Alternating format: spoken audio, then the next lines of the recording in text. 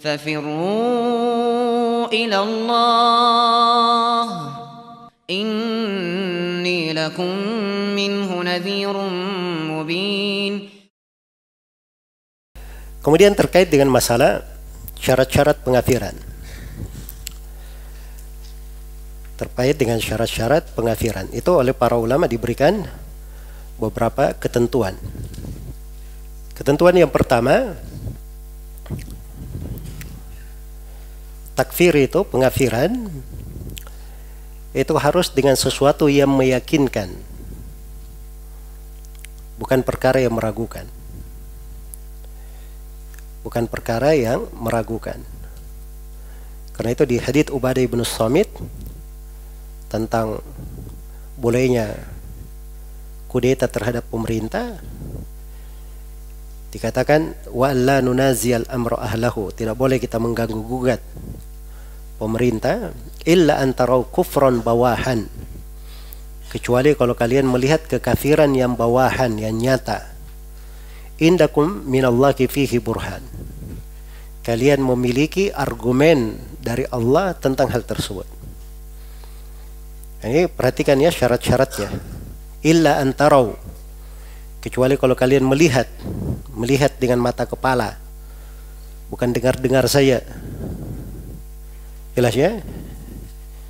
Jadi kalau dia hanya dengar-dengar, dapat berita, ya walaupun beritanya terlihat dalam bentuk video, itu tidak cukup.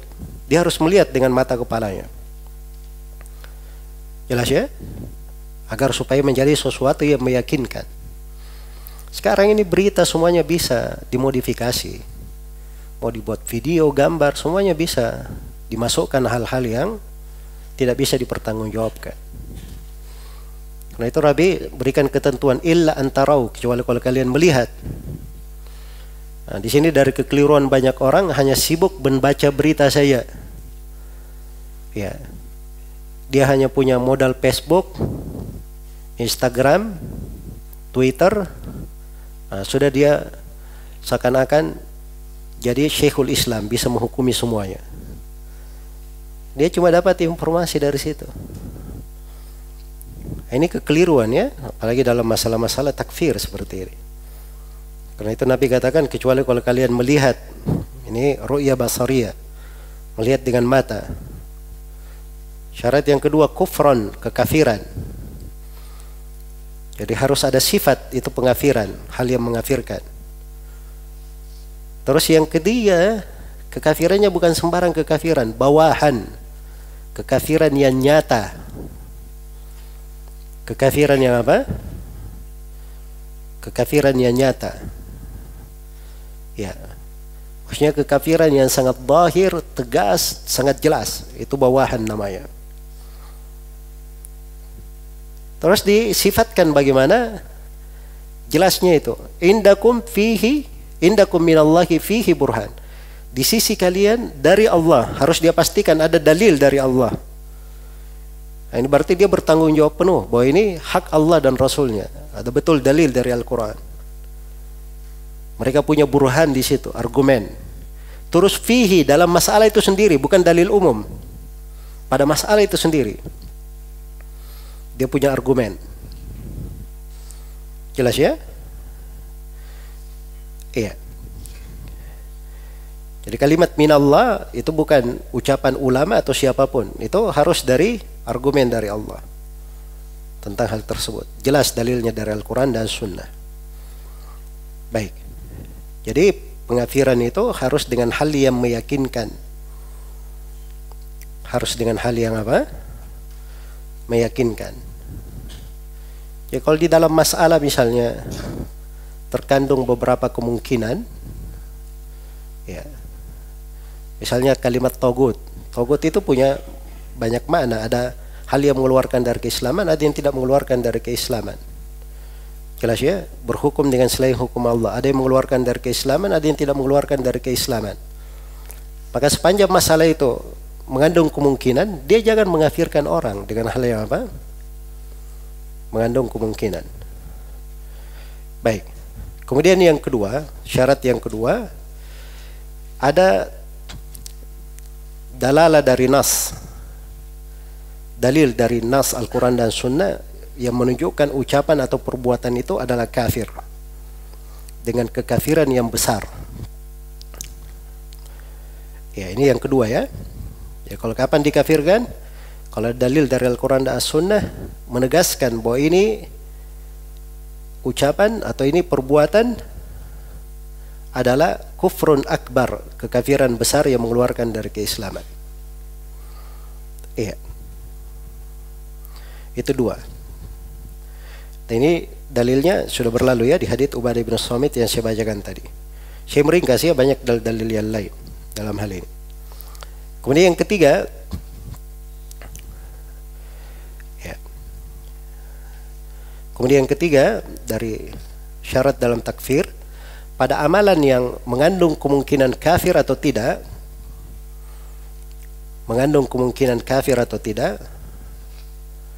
itu disyaratkan dia memaksudkan kekafiran. Dia memaksudkan apa? Kekafiran. Iya.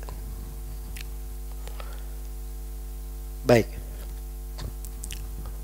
Karena itu kaum muslimin dahulu,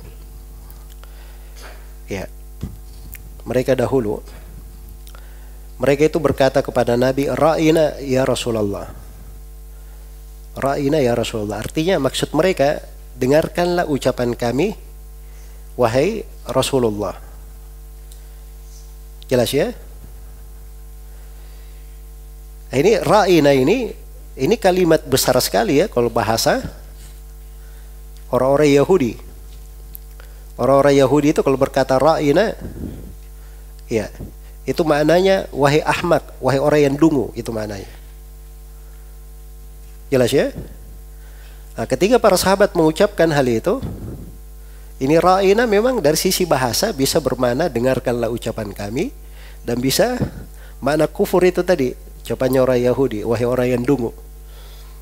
Ya, jelas ya? Tapi para sahabat tidak memaksudkan makna yang diinginkan oleh orang Yahudi. Karena itu turun ayat khusus tentang hal itu. Ya ayyuhalladzina amanu la taqulu ra'ina wa qulu unzurna wasma'u. Wahai orang-orang yang beriman, jangan kalian berucap ra'ina, tapi ucapkanlah unzurna ya Rasulullah, beri kami kesempatan, wasma'u, dan dengarkanlah. Ya. Diarahkan kepada yang paling baiknya. Jelas ya? Jadi kalau sesuatu itu mengandung ihtimal, mengandung kemungkinan kafir atau tidak, maka dia dikafirkan kalau memaksudkan kekafirannya. Baik, jadi itu diperhatikan ya akan hal tersebut. Yang ke berapa sekarang? Yang keempat dari syarat takfir itu qiyamul hujjah alal muayyan. Telah tegak hujjah atas orang tersebut. Sudah ditegakkan hujjah. Karena dalam Al-Quran Allah berfirman, "Wa ma kunna mu'adzibina hatta naba'atha rasula." Tidaklah kami menyiksa sampai kami mengutus seorang rasul. Iya. Dan ini banyak ayat ya yang terkait dengan hal tersebut. Maka harus dipahami makna ini, qiyamul hujjah. Telah sampai kepadanya apa? Hujjah. Telah tegak padanya hujjah. Baik. Namun di sini terkait dengan tegaknya hujjah, ini kadang ada orang-orang yang memahaminya terlalu luas, berlebihan. Karena itu makna telah tegak hujjah atas person tertentu ini baru dia dikafirkan. Itu disebutkan oleh para ulama beberapa syarat. Syarat yang pertama, apabila hujjah ini sampai kepadanya dalam bentuk yang dia bisa memahaminya, kalau dia ingin memahaminya. Iya. Jadi hujjah itu sampai kepadanya dalam bentuk dia memahaminya. Kalau dia ingin memahaminya. Ini kalimat kalau dia ingin memahaminya, ini peringatannya tentang kekeliruan orang yang mengatakan tegak hujjah itu dia harus paham hujjahnya. Kalau disampaikan ayat Quran, dia mengerti ayatnya apa maknanya. Jelas ya? Tapi kalau diarahkan kepada perbuatannya, dia tidak pahami seperti itu. Nah, dia ada yang mengatakan bahwa ini belum paham hujjah kalau begitu, belum tegak. Itu keliru namanya. Ya, dibedakan ya antara qiyamul hujjah dan apa? Pahmu al-hujjah. Ya. Karena itu dikatakan dalam Al-Quran, am tahsabu anna aktsarahum yasma'una aw ya'qilun? Apakah kamu menyangka bahwa kebanyakan mereka mendengar dan memahami?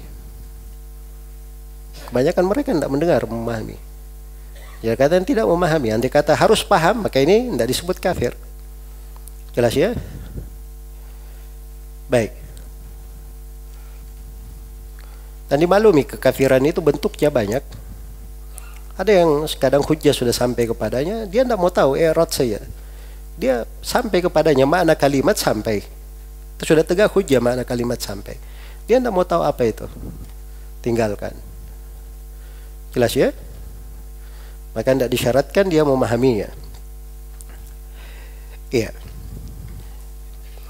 Jadi itu syarat ya, disebutkan oleh para ulama bahwa disyaratkan ya. Dia ini sampai kepadanya hujjah dalam bentuk dia mampu memahaminya kalau dia ingin memahaminya. Kemudian syarat yang kedua, orang yang dikatakan tegak hujjah padanya kalau dia punya kemungkinan untuk mengetahui kebenaran, mutamakkin dalam hal tersebut. Iya. Baik. Ya kalau misalnya dia adalah orang yang ghairu mutamakkin atau ajiz, maka itu tidak masuk di dalam hal ini. Tidak dikafirkan. Seperti orang yang gila misalnya, orang yang kesurupan, itu tidak dikafirkan. Sebagaimana kalau dia orang yang tidak tamakkun karena tinggal di negeri yang jauh, tidak ada yang mengajarinya, atau dia tinggal bukan di wilayah kaum muslimin, itu namanya ghairu mutamakkin. Padahal dia ingin mempelajari. Jelas ya? Ingin mempelajari, bukan orang yang mufarrid.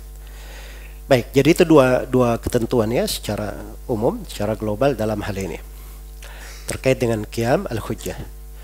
Baik, yang terakhir terkait dengan mawani at-takfir. Apa saja yang menghalangi seorang itu sehingga dia tidak bisa dikafirkan? Ya, ada beberapa hal ya, ada 4 hal di sini. Ya. Yang disebutkan oleh para ulama, yang pertama dari penghalang adalah kejahilan. Jahil yang muncul karena ketidakmampuan. Ya, kalau dia jahil itu jelas udzur ya. Kalau dia misalnya jahil, benar. Karena dia tidak mampu, maka tidak dikafirkan karena kejahilannya. Ya, dan banyak dalil yang menunjukkan tentang hal tersebut. Ya, di antara dalilnya dimaklumi ya tentang kisah orang yang ketika dia akan mati itu, dia berwasiat kepada anak-anaknya supaya dia dibakar, lalu debunya diterbangkan. Ya, diterbangkan. Maksudnya apa? Supaya Allah tidak bisa membangkitkannya. Karena itu dia berkata, "Wallahi lain qadara alayya rabbi la yu'adzibanni adaban ma adzabahu ahadan." Dia berkata, wallahi demi Allah, andai kata Rabbku mampu membangkitkanku. Ini mampu membangkitkan. Ini ragu akan apa? Kemampuan Allah. Saya mau bertanya, orang yang meragukan kemampuan Allah hukumnya apa? Hah? Kafir atau tidak? Baik, saya mau tanya, ini kekafiran jelas atau tidak? Zahir atau khafiyah? Zahir, tidak ada yang meragukannya. Jelas ya? Tapi ini tetap diberi udzur orang ini. Ya, masuk di dalam jahal. Ya, kejahilan. Begitu dia mati, dilakukan pesannya. Lalu Allah berfirman kepada bumi, kumpulkan apa yang kamu lihat. Tiba-tiba orangnya berdiri kembali. Di sebagian riwayat dia minta supaya debunya, habis dibakar debunya, sebagiannya dilempar ke bumi, sebagian dilempar ke laut. Ya, maka Allah perintah kepada bumi dan lautan mengumpulkan, tiba-tiba orang ini berdiri. Lalu dia ditanya, kenapa kamu lakukan itu? Dia berkata, khasyataka ya Rabbi, karena saya takut kepada Engkau wahai Rabbku. Maka disebutkan dalam hadits, faghafara lahu, maka Allah mengampuni dia. Iya. Ini kekafiran, tapi dia diampuni. Kenapa? Karena kejahilan. Jelas ya? Karena kejahilan. Baik. Tapi kejahilan ini tidak berlaku mutlak seperti itu ya, semua jenis kejahilan. Karena itu para ulama menyebutkan ya, ada beberapa ketentuan terkait dengan kejahilan yang dianggap penghalang di dalam pengafiran. Ketentuan yang pertama, kejahilan ini muncul dari ketidakmampuan. Dia tidak mampu untuk mengangkatnya. Dan dia juga bukan orang yang menelantarkan, bukan orang yang kurang dalam mencari. Tapi kejahilan muncul karena apa? Ketidakmampuan. Iya, ghairu mutamakkin untuk hal tersebut. Baik, itu syarat yang pertama. Syarat yang kedua, kejahilan yang diberi udzur, disyaratkan bahwa kejahilan tersebut, ya, itu kejahilan pada orang yang dia tumbuh di tempat yang sangat jauh, yang jauh dari keislaman, atau dia orang yang baru masuk Islam, atau dia di waktu yang ilmu itu seakan-akan hilang. Ya, tidak ada yang bisa mengajarinya. Nah, ini syarat yang kedua. Jadi kalau di dua kondisi ini, nah itu diterima. Kalau dia itu dianggap apa? Dianggap jahil. Ya. Tapi di sini perlu diingat ya, perlu diingat bahwa kejahilan itu, walaupun dia jahil misalnya, tapi hukum terkait dengan apa yang dia lakukan, itu bisa dihukumi. Jelas ya? Jadi kalau ada orang ditanya apa hukumnya orang yang beristighatsah kepada selain Allah, ya maka dia jawab sesuai dengan zahirnya, bahwa itu adalah hal yang membatalkan keislaman, pelakunya bukan seorang muslim, tidak boleh sholat di belakangnya, tidak boleh dimandikan, tidak boleh dikubur di kuburan kaum muslimin. Itu hukum syar'i dalam hal tersebut. Jelas ya? Iya. Jadi hukum itu tetap berlaku, berjalan di kehidupan dunia. Adapun kalau dia dapat udzur dengan kejahilan, itu antara dia dengan Allah Subhanahu wa ta'ala. Seorang itu hanya menghukumi yang zahirnya saja. Baik. Jadi ini kondisi-kondisi, keadaan-keadaan beraneka ragam. Karena itu para ulama ketika memberi fatwa itu, ada kondisi yang mereka katakan ini kafir keluar dari Islam. Ada kondisi mereka katakan ini barangkali dia jahil, tidak mengerti. Ya. Baik. Jadi itu sesuai dengan keadaan dan apa yang ditanyakan.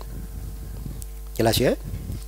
Karena itu dari kekeliruan besar, kalau seorang itu membangun pemahaman-pemahamannya, itu hanya berdasarkan tanya jawab yang dari jawaban-jawaban yang dijawab oleh para ulama. Syekh bin Baz ditanya tentang ini, beliau menjawab ini. Syekh Ibnu Utsaimin ditanya tentang ini, beliau menjawab ini. Syekh Shalih Al-Fauzan ditanya tentang ini, beliau menjawab begini. Dia ketemukan jawaban tiga syekh ini di tempat lain berbeda dengan kasus yang sama. Jelas ya? Akhirnya ini orang bingung karena syekhnya menjawab di atas ilmu, di atas kaidah. Ya. Ini penerapan namanya. Sedangkan dia tidak belajar ilmu yang dipahami oleh syekh itu, tidak mengambil dari sumbernya. Karena itu pelajaran yang seperti ini itu sifatnya ta'sili, kita mengambil dari sumber. Supaya seorang mengerti ketika ada ulama yang berbicara begini, di tempat lain kasusnya sama, dia bicaranya lain, itu tidak menunjukkan dia kontradiksi, tidak. Tapi dibangun di atas apa? Di atas ilmu. Baik, itu penghalang yang pertama. Penghalang yang kedua adalah al-khata, ketidaksengajaan. Iya. Dia tidak memaksudkan kekafiran di dalam hal tersebut. Itu ketidaksengajaan. Dan dimaklumi ya bahwa ini udzur. Ya. Karena di dalam Al-Quran dikatakan, "Laisa 'alaikum junahun fima akhta'tum bihi, walakin ma ta'ammadat qulubukum." Tidak ada masalah untuk kalian pada hal yang kalian keliru di dalamnya, tidak sengaja. Tapi yang disengaja oleh hati-hati kalian, itulah yang dihukum. Dan Nabi sallallahu alaihi wasallam bersabda, "Inna Allah wada'an ummati al-khata wa nisyan wa mastukrihu alaihi." Sungguhnya Allah meletakkan dari umatku kesalahan dan kelupaan apa yang dipaksakan dari mereka. Hadits Ibnu Majah, hadits Ibnu Abbas, riwayat Ibnu Majah. Baik. Dan selainnya. Tapi ini hadits memang ada kelemahannya, tapi dia punya sanad-sanad yang mendukungnya, bisa menguatkannya. Baik. Jadi ini namanya dia tidak bermaksud melakukannya. Dia tidak bermaksud untuk melakukannya. Baik. Kemudian syarat yang ketiga adalah takwil. Atau penghalang yang ketiga adalah takwil. Apa itu takwil? Maksudnya di pembahasan ini, takwil dia ini ada syubhat, tidak memahami nas dengan pemahaman yang benar. Iya. Atau dia dapat syubhat karena ada nas yang lain yang dia sangka menyelisihi nas tersebut. Ini takwil namanya. Karena itu orang-orang yang mentakwil sifat-sifat itu tidak dikafirkan oleh para ulama. Ya, karena mereka itu ada apa? Ada syubhat di dalam hal tersebut. Iya. Baik, dan ini diuraikan ya oleh para ulama dengan dalil-dalil. Di antara dalilnya adalah kisah Hatib bin Abi Balta'ah yang kita sebutkan tadi. Ketika Hatib bin Abi Balta'ah menyampaikan udurnya, apa kata Umar bin Khattab? Apa tadi kata Umar? Ya Rasulullah, biarkan saya penggal leher orang ini. Ya. Jelas ya? Di sebagian riwayat, ya Rasulullah, da'ani adrib unuqa hadzal munafik. Ya Rasulullah, biarkan saya penggal leher munafik ini. Sekarang Umar radhiyallahu ta'ala anhu menghukumi dia munafik. Ya. Itu tidak dipermasalahkan oleh Nabi. Kenapa? Karena dia ada takwil di dalam hal tersebut. Jelas ya? Jadi Nabi sallallahu alaihi wasallam tidak mempermasalahkan Umar di situ karena dia ada takwil dengan hal itu. Dia menganggap itu perbuatan kemunafikan. Padahal Nabi sudah berkata bahwa itu orang ini hadir di perang Badar dan Allah telah berfirman kepada orang yang hadir di perang Badar, "I'malu ma syi'tum faqad ghafartu lakum." Lakukan apa yang kalian inginkan, telah diampuni untuk kalian. Baik. Jelas ya? Sama dengan ucapan Al-Ansar itu tadi. Para sahabat Al-Ansar. Padahal ucapannya mirip dengan ucapan kaum Khawarij itu, tapi karena mereka ada takwil dalam hal itu, ada maksud, ada kesamaran yang menyebabkan munculnya hal tersebut. Baik. Jadi itu syarat yang keberapa? Penghalang yang ketiga. Penghalang yang keempat, yang terakhir adalah yang disebutkan oleh penulis di sini, al-ikrah, terpaksa. Iya, dia terpaksa. Kenapa disebut terpaksa? Karena di dalam Al-Quran dikatakan, "Man kafara billahi min ba'di imanihi illa man ukriha wa qalbuhu mutmainnun bil iman." Orang yang kafir kepada Allah setelah dia beriman. Dia kafir kepada Allah setelah beriman. Ini semuanya dihukumi kafir. Diperkecualikan cuma satu, illa man ukriha, kecuali orang yang dipaksa. Wa qalbuhu mutmainnun bil iman, dan hatinya itu tenang dengan keimanan. Karena itu kata penulis, itu tidak ada hubungannya dengan orang yang main-main, sungguh-sungguh, takut. Sebab itu tidak ada di perkecualian nas. Yang ada cuma apa? Orang yang terpaksa ini di penghalang yang keempat. Jelas ya? Baik. Jadi kita harus tahu apa saja yang merupakan penghalang dan apa yang bukan. Jadi kesimpulannya penghalang itu ada berapa? Ada 4. Yang pertama apa tadi? Al-jahal. Ya, lawan dari jahal apa? Ilmu. Baik. Jadi jahal maksudnya jahal yang dibangun atas ketidakmampuan. Ketidakmampuan. Iya. Terus yang kedua, al-khata. Lawan dari khata apa? Al-amd, sengaja. Khata artinya tidak sengaja. Kalau amd, sengaja. Penghalang yang ketiga, at-ta'wil. Lawan dari ta'wil. Ta'wil yang dimaksud di sini bukan semua ta'wil ya, tapi at-ta'wilus sa'iq. Ta'wil yang mengandung sudut kemungkinan. Saya tidak terlalu rinci tadi ya tentang ta'wil. Sebenarnya ada rincian. Jadi ta'wil yang mengandung apa? Kemungkinan dari sudut bahasa. Ya. Adapun kalau ta'wilnya tidak ada hubungannya, nah itu tidak diterima oleh para ulama. Jelas ya? Baik. Kemudian karena itu lawannya ada muta'wilus sa'iq, lawannya. Kemudian yang keempat, al-ikrah. Iya. Jadi al-ikrah, dia terpaksa. Lawan dari al-ikrah adalah apa? Al-ikhtiyar, bukan orang yang sengaja dengan pilihan sendiri dia melakukannya. Baik. Jadi ini mawani'ut takfir dan apa? Syurutuhu. Iya. Baik. Kemudian terakhir di sini dikatakan oleh penulis, kulluha min a'dhami ma yakunu khataran. Ini semuanya dari perkara yang paling besar bahayanya, wa min aktsari ma yakunu wuqu'an. Dan paling banyak terjadi. Payam bagi lil muslim al-hadar wa yakhafu minha ala nafsihi. Maka sepantasnya bagi seorang muslim untuk hati-hati dan takut terhadap dirinya. Na'udzubillahi min mujibati ghadabihi wa alimi iqabih. Ini pembahasan yang terakhir ya, al-hadar wal khauf minal wuqu'i fil mukaffirat. Berhati-hati dan khawatir terjatuh di dalam hal-hal yang mengkafirkan. Ini setelah kita baca pembahasan Nawaqidul Islam ini, tampak betul ya betapa pentingnya seorang itu belajar tauhid. Dia belajar rincian-rincian tauhid. Dan dia paham apa itu syirik dengan segala bentuknya. Mengerti rincian-rincian dan kedetailannya. Dan dia paham itu kekafiran. Bisa dia bedakan antara kesyirikan dan kekafiran. Bagaimana cabang-cabang dari kekafiran itu. Jangan sampai dia jatuh di dalam hal-hal yang apa? Bisa membatalkan keislamannya. Baik.